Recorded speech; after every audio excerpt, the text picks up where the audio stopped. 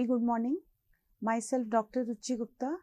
Today I will discuss OSI and TCP/IP reference model in detail. So OSI reference model, this is basically a base model for the computer network. It based upon the proposal developed, which is proposed by ISO, that is International Standard Organization. It is a first step towards the standardization of the protocols, and it contains the various layers. Basically, OSI model have 7 layers. So we will discuss all these layers in detail. It is called ISO OSI, that is Open System Interconnection Reference Model, which is basically used for the connectivity purpose. So as I already told you that OSI reference model contain these 7 layers. So why there is a need of 7 layers?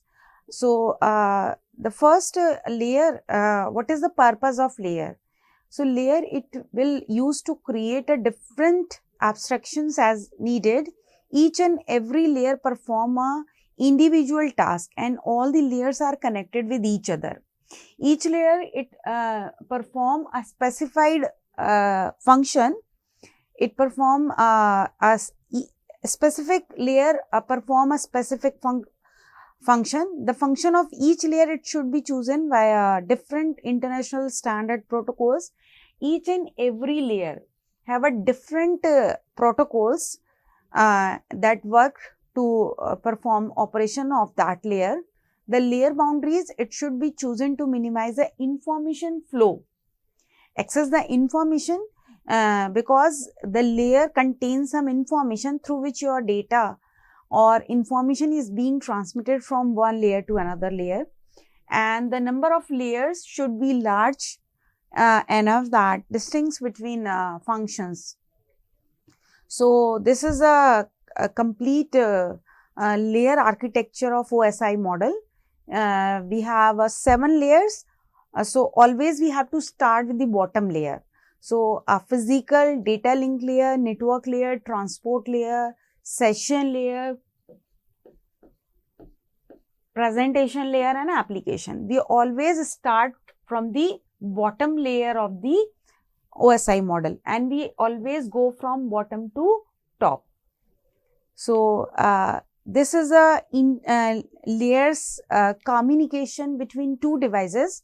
Suppose if we have a device A, and at the destination side we have a device B, and both the devices want to communicate with each other. So in that case, there is a necessary condition that each and every device contain the 7 layer of OSI model. It will at the source side, and it will also at the destination side. And there is a necessity that a specific layer of the source side will communicate with the same layer at the destination side. For example, application layer in the device A will communicate with the application device layer of device B. Similarly, the presentation layer of device A will communicate with the presentation layer of device B, and vice versa. And we have to connect all the layers. All the layers are to be connected through the interface. All the layers are connected to the interface through the information is going out from one layer to another layer. So, and between two devices, because it is a connective reference model, we have to provide the connectivity. So there is a need of some intermediate routers, or intermediate nodes are also required for connecting the devices, 2 or more than devices. So here we have to use some routers or other connecting device, and there is a need of some protocols. So at each and every layer we need some specific protocols. I will discuss that how many protocols are work on that particular layer. I'll discuss in brief. So we need a specific protocol at a specific layer, and how the data is being transmitted from a device A to device B. Suppose we have a device A and there is a device B, and device A want to communicate with device B. Then first of all, user will interact with the upper layer, that is the application layer, and machine will interact with the bottom layer, which is called the physical layer. So first of all, the user will put the data onto the application layer. So it will go through the various layers. It will come out at the bottom layer of the OSI model, that is a physical layer, and physical layer will convert the data into the number of bits or in the form of signals, and these signals, the signals may be transmitted in the digital form through some transmission media from device A to device B. When it will reaches to the destination, then first it comes on the physical layer, it receives the data into the signals form, then the data is transmitted from bottom layers to the upper layer. When it will reaches to the application layer, then the user which is reside on the device B, it will take the information from the application layer. So we can say that how the information is being exchanged from device A to device B. Now, the layers in the OSI model, there, as I have already told you, that 7 layers in the OSI model. So first of all, we come on the physical layer because it is a bottom layer of the OSI model. So physical layers, it deals with raw bits in the communication channel. The data is being transmitted in the form of bits. The data is being transmitted in the form of 0 and 1 only. So the design issues is that it will ensure that one side send a 1 bit, it is received by the other side 1 bit, not as a 0. It means if we have to send 1 bit from the source side, then destination will receive exactly 1 bit, not 0. Now second one, how many volts should be used to represent 1 and how many used for 0? Because I have already told you that the physical layer is responsible for transmitting the data in the form of bits. So we have to define that how many volts are to be used. How many nanosecond is to be taken out for sending or receiving the bits. Whether transmission may proceed simultaneously in both the direction. So how much time will taken from the sending or receiving the bits. How to establish the connection, this is also a key design issue at the physical layer. And how many pins each network connector has and what each pair is to be used for. So this is the communication process of the physical layer. First of all, the data is coming out from the data link layer because physical layer is directly connected with the data link layer. It is the upper layer of the physical layer. So the frames, the data is coming out in the form of frames at the physical layer. Then physical layer will divide or it will distribute that data frame into the number of bits. Now these bits or signals are to be transmitted through some transmission media. It may be a guided or unguided media, and it will go out on at the physical layer of the destination side. Now this is the process that how the physical layer of device A will communicate with the physical layer of device B.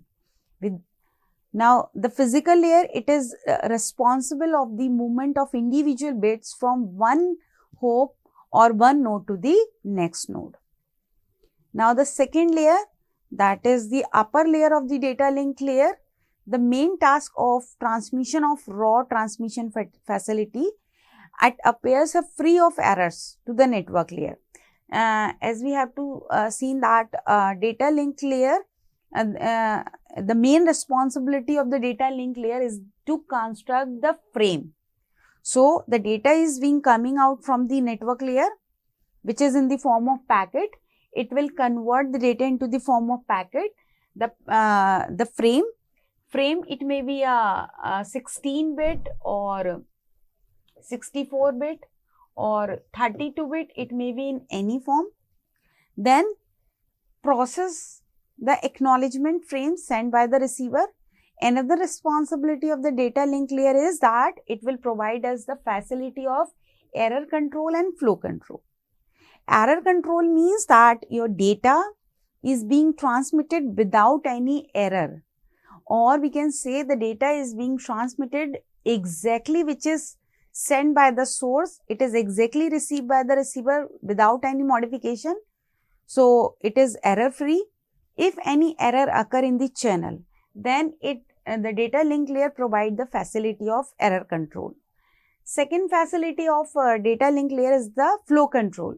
Flow control means if we have transmit the data through the channel, if the channel is overloaded or so in that case your packets or your frames will be destroyed due to the congestion or the overflow. So it also provides us the facility of the flow control. For that purpose, it will use some flow control or error control algorithms. Second facility of data link layer, or the second responsibility of the data link layer, is the channel allocation. So before the data is being transmitted, first of all, the data link layer provide us a channel. It will allocate the channel through which we have to transmit the data. So basically the data link layer is divided into two sub-layer. One is the DLL. DLL is divided into two sub-layer. One is LLC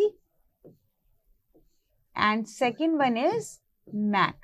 LLC is a logical link control sub-layer and MAC is a medium access control sub-layer. So the responsibility of LLC is the framing and error control and flow control, and the responsibility of the MAC layer is providing the channel allocation.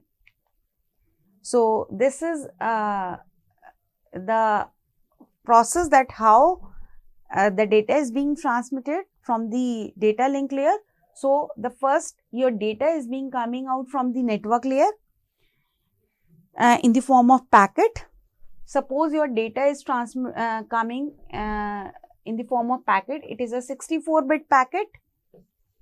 So the DLL layer, it will divide the 64-bit packet into, for example, it will convert it into the 32-bit 2 frames. It will divide the packet into the frame. So your 64-bit packet will divide into 32 2 frames at the DLL layer, and then it will go down to the physical layer. So the data link layer is responsible for moving frames from one hop to the next hop. This is a process that how it works, how the data link layer works. So this is a device a source, and this will a device B. So it always provides us a hop to hop delivery. Hop to hop means your data is being transmitted from one intermediate node to another intermediate node through the data link layer. Now we come on the next layer of the OSI model, that is network layer. So the main responsibility of the network layer is to providing the routing facility. So routing means that how the packets are to be routed from source to destination with an optimal path facility. So routing always provides us optimal path. So there are two type of routing we will use at the network layer. One is a static routing and second one is a dynamic routing. And it is also used for in the interconnection of the heterogeneous networks. It also responsible for the subnetting, and we can connect more than one network through the connecting device at the network layer. This is the process that how the data is being transmitted from the network layer.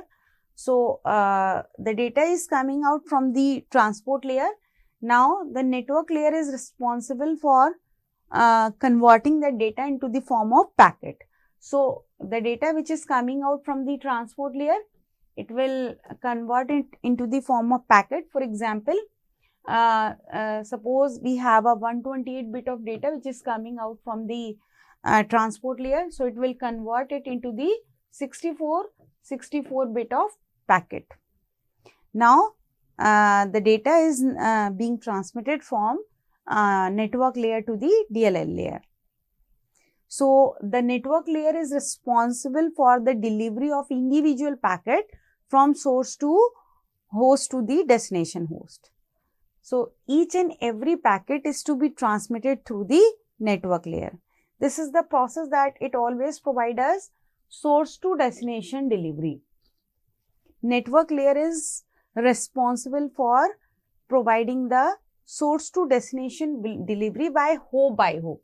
It means the data, if the data is transmitted from source to destination, then if the number of nodes exists between the source and destination, then your data is being transmitted from one node to another node, and these intermediate nodes, these nodes are called intermediate nodes, through which your data is being, through which your packet is being transmitted. Now, the next is the transport layer. The basic functionality of the transport layer that it will provide as a process to process delivery, or we can say it is end to end layer delivery. It may multiplex transport connections from one network connection. It will provide us the various of type of services for the connection. It may be a connection or connectionless. If we are using a TCP protocol, it means it will provide us a connection oriented services, and if we are using a UDP protocol, it means it will provide us a connectionless services. So, type of services is determined when the connection is established. And message belongs to which connection in case of multi-program host. This is the process of the transport layer. The data is coming out from the session layer and it will transfer it into the network layer, and transport layer, it provide us a process to process delivery from device A to device B. So, the transport layer is responsible for the delivery of message from one process to another. It does not provide the delivery of host to host delivery, it only provides us a process to process delivery. Now, it is a reliable process to process delivery of a message at the transport layer. This is one process running on the device A and another process is running on device B, and if they want to communicate through some media, here we are using a internet. So, if we are using a network layer, then it always provides us a host to host delivery, and if we are using a transport layer, it will provide us a process to process delivery. Session layer, it allows, it is a next layer of the transport layer or upper layer of transport layer. It allow us to different machine to establish the session between them, or we can say we can remotely access the machine at the session layer. It basically these are the responsibilities of the session layer. It manages the dialog control. Traffic can go in the both direction at the session layer. It provides us the facility of the token management. Both sides could attempt the same operations at the same time, and it provides us a synchronization facility. So, these are some responsibilities at the session layer. Now, it is a session layer at device A, it is session layer on device B. So, it provides us the facility of the synchronization. Both session layers at device A and B provide the facility of synchronization. So, session layer is, it is responsible for the dialog control and synchronization.